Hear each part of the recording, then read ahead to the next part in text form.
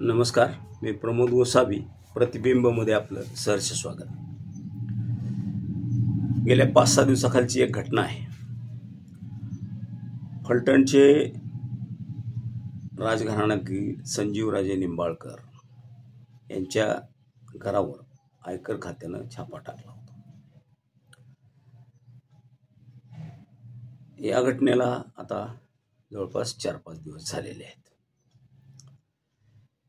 माढा लोकसभा मतदारसंघात समाविष्ट असलेल्या सातारा जिल्ह्यातील 2 विधानसभा मतदारसंघापैकी फलटण हा एक मतदारसंघ आहे. त्यामुळं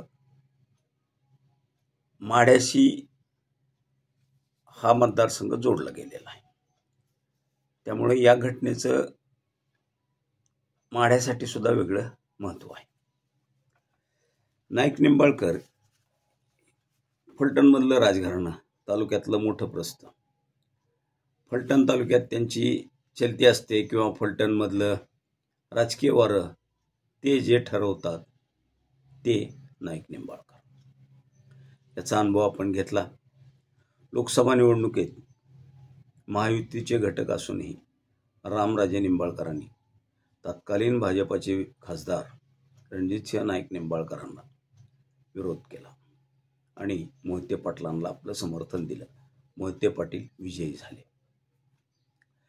लोकसभेच्या बाबतीत त्यांची आडाखे गणित बरोबर ठरली, परंतु विधानसभेला त्यांचं गणित चुकलं आणि महायुतीचा उमेदवार फलटणमधून विजयी झाला. आजची परिस्थिती अशी आहे की अशा नाईक निंबाळकरच्या घरातच आज आयकरानं धाड टाकली आहे. आज म्हणण्यापेक्षा 4-5 दिवसापूर्वी धाड टाकलेली. विशेष म्हणजे ज्यांच्यावर धाड पडली आहे ते राष्ट्रवादी काँग्रेस शरदचंद्र पवार पक्षाचे नेते आहेत. आणि हे नेते अजित पवारांसोबत असूनही राजकीय दृष्ट्या सध्या सुरक्षित अंतर ठेवून काम करणारे नेते रामराजे नाईक निंबाळकरांचे बंधू आहेत. पण भाऊ महायुतीतल्या पक्षात असतानाही दुसऱ्या भावावर कारवाई होते. तर आता हे संपूर्ण नेमकं प्रकरण काय आहे हे आपण थोडक्यात जाणून घेणार आहोत. माढा लोकसभा मतदारसंघात सोलापूर जिल्ह्यातले 4 माढा, करमाळा, माळशिरस आणि सांगोला हे विधानसभा मतदारसंघाचा समावेश होतो. तर सातारा जिल्ह्यातले फलटण आणि मानखटाव हे 2 मतदारसंघ माढा लोकसभा मतदारसंघाला जोडले गेलेले आहेत.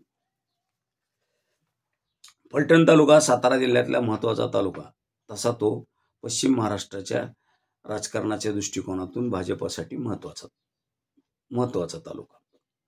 लोकसभा निवडणुकीच्या दृष्टीने देखील हा महत्त्वाचा मतदारसंघ. विधानसभेला इथून सचिन कांबळे पाटील निवडून आले, तर लोकसभेला रामराजे निंबाळकरांनी पाठिंबा दिलेले धैर्यशील मोहिते पाटील हे विजयी झालेले आहेत. आता हे सगळं आपल्या समोर मांडण्यामागचं कारण एक आहे. 4-5 दिवसाखाली फलटणमध्ये मोठ्या घडामोडी घडल्या आणि सातारा जिल्हा परिषदेचे काही काळ अध्यक्ष राहिलेल्या संजीवराजे नाईक निंबाळकर आणि यांच्या घरावर आयकर खात्याने धाड टाकली. संजीवराजे नाईक निंबाळकर आणि रघुनाथराजे नाईक निंबाळकर यांच्या घरावर छापेमारी झाली. त्यासोबतच त्यांच्या पुणे आणि मुंबईतील मालमत्तांवर देखील कारवाई झाल्याची माहिती समोर येते. फलटणमध्ये माजी खासदार रणजितसिंह नाईक निंबाळकर विरुद्ध रामराजे नाईक निंबाळकर यांचा सख्य किती आहे हे उभ्या महाराष्ट्राला परिचित आहे. महायुतीशी पटवून न घेण्यात रामराजे निंबाळकरांनी महायुतीशी पटवून न घेण्यामध्ये हे सख्यच खरं कारण आहे. आणि त्यातूनच त्यांनी उघड धैर्यशील मोहिते पाटलांना पाठिंबा दिला होता. रामराजे सुद्धा पवारांसोबत जातील अशा चर्चा होत्या त्या काळात, परंतु रामराजेंनी प्रत्यक्षपणे कुठलाही निर्णय न घेता मोहिते पाटलांसोबत जाणं पसंत केलं. मोहिते पाटलांना मदत केली. अगदी अजून सुद्धा रामराजेंनी अधिकृतरित्या पवारांच्या राष्ट्रवादी काँग्रेस पक्षात प्रवेश केलेला नाही. माझं डोकं जोवर सरळ आहे तोवर सरळ, अन्यथा असं या बड्या नेत्यांनी इशारा दिला आहे. आधी सांगितल्याप्रमाणे रामराजे नाईक निंबाळकर हे टेक्निकली अजित पवार गटाचे आमदार आहेत, पण ते पक्ष कारवाईच्या भीतीने कुठल्याही प्रकारे बाहेर पडून राजकीय भूमिका घेत नाहीत. कारण अजित पवारांनी भाजपसोबत जाणं त्यांना पटलेलं नाही, अशीही स्थानिक पातळीवर चर्चा आहे. दुसरीकडे याच रामराजेंनी आपले जवळचे कार्यकर्ते यांना शरद पवार ना अजित पवार तर थेट भाजपात प्रवेश करतायत, अशी काहीशी परिस्थिती आज त्या ठिकाणी पाहायला मिळते. येत्या स्थानिक स्वराज्य संस्थांच्या निवडणुकाच्या दृष्टीनं रामराजे व संजीवराजे हे कुठल्याही राजकीय पक्षासाठी मोठं शस्त्र असतील यात काही वादच नाही. कारण रामराजे विधिमंडळात आणि विधान परिषदेच्या सभापती पदाचा कार्यभार सांभाळत असताना इकडे फलटणमधली राजकीय स्थैर्य हे संजीवराजे सांभाळत आलेले होते. हा आजवरचा इतिहास आहे. त्यामुळं विधानसभेआधी संजीवराजेंनी ठाम भूमिका घेत पवारासोबत जाणं पसंत केलं. पण आता रामराजेंची नेमकी भूमिका काय आहे असा प्रश्न देखील उपस्थित होताना दिसतो आहे. या संपूर्ण घडामोडीमध्ये एक गोष्ट प्रकर्षानं निदर्शनास येते, ती म्हणजे भाजपानं पश्चिम महाराष्ट्रातल्या महत्त्वाचा मानला गेलेल्या माढा लोकसभा मतदारसंघावर आपलं लक्ष केंद्रित केलेलं आहे.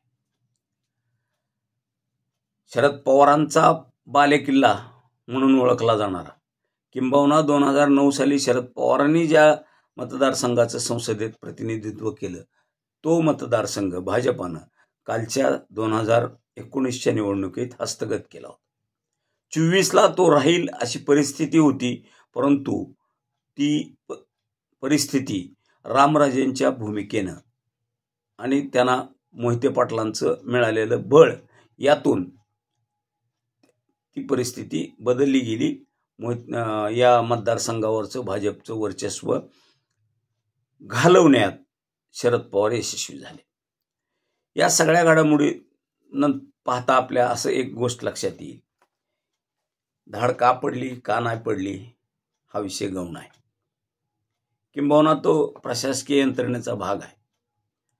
आपण त्याच्या खोलात जाणार नाहीये, परंतु आजवर जेवढ्या काही 2014 नंतरच्या जेवढ्या काही कारवाया ईडी असेल किंवा आयकर असेल, सुप्रिया सुळेंच्याच भाषेत बोलायचं झालं तर ice, income tax, ED, CBI, या धाडी ह्या केवळ आणि केवळ भाजपांच्या विरोधात असलेल्या नेत्यांच्या वर पडलेल्या आहेत. यातून छगन भुजबळ सुटले नाहीत, या राज्याचे गृहमंत्री राहिलेले अनिल देशमुख सुटलेले नाहीत, पत्रकार आणि राज्यसभा सदस्य असलेले संजय राऊत सुटलेले नाहीत.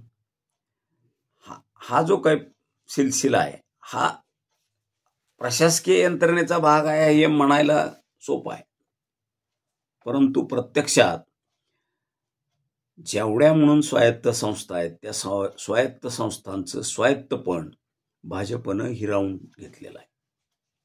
परवा संसदेमध्ये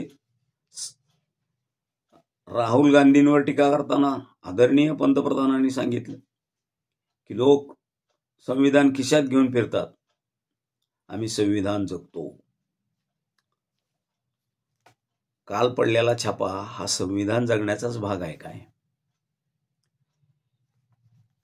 आणि यातून त्यांनी नेमका इशारा कुणाला दिलाय? आता सोलापूर जिल्ह्यामध्ये राष्ट्रवादी काँग्रेसला मिळालेलं पाठबळ लक्षात घेता हा इशारा नेमका कुणाला आहे? यानंतरचा नंबर कुणाचा लावणार आहे?